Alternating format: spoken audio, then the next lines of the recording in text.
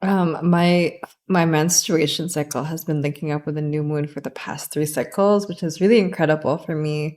One of my favorite books, which is The Path of Practice by Maya Tiwari, she speaks about how at a certain time in global history, the womb cycles of all women lined up around the new moon, and due to various disruptions, distortions, interruptions in our natural cosmic connection to the cycles of the universe, to Mother Earth, to the waters, and also real endocrine disruptors in the form of chemicals in our industrial system, and more broadly, electromagnetic pollution, light pollution, all of these things, that there is an interruption in this sort of rhythmic universality of our womb cycles in relationship to one another.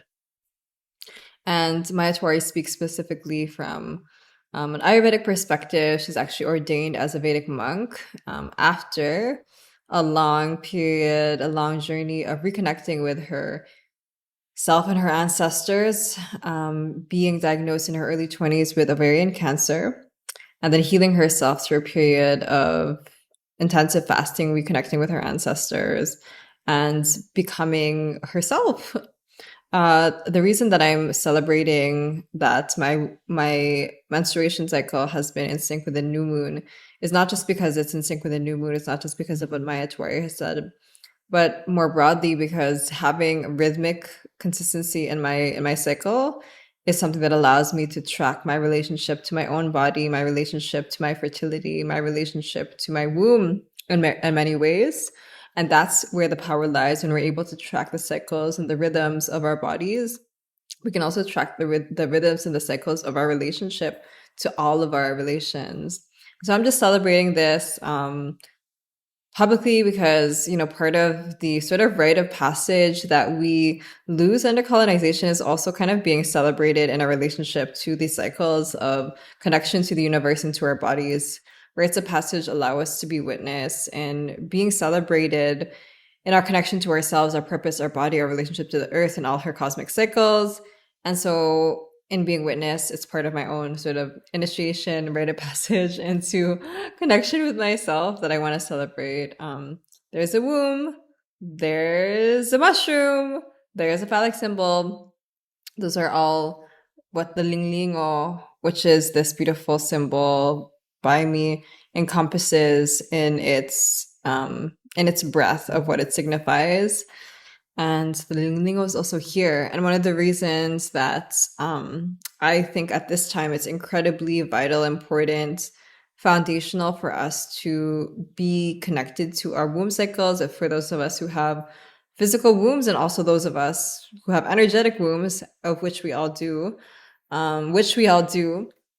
is because there is, as we see very palpably in a lot of the legislation that's being passed, and also as we see very subtly in the biochemical inundation of toxins into our food system, there is very much an interruption, and shall I say war that is being cast upon. And of course, even though there's a war being cast upon our wombs, doesn't mean that there's any winning. It doesn't mean that there's any sort of categorical certainty that the war being waged is one that will be successful. But I just want to acknowledge there are ways that a culture of antagonism, of dispossession of sovereignty, is being cast upon our relationship to our bodies and our relationship to our wombs, specifically our relationship to our regenerative capacity to sustain ourselves as human beings, as a species.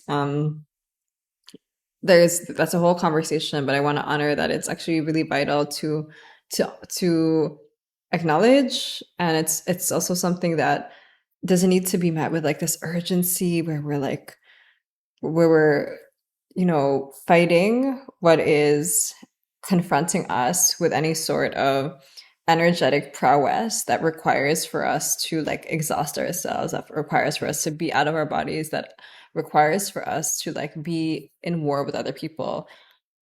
That actually coming into a relationship of peace and harmony and respect and presence in our bodies is one of the most powerful ways to actually confront with power like all of these systems. And so, yeah, just an invitation to actually come back into the presence of our bodies, to come back into a relationship with peace, respect, of listening to our bodies. That is where the power lies, the power to be ourselves in our bodies.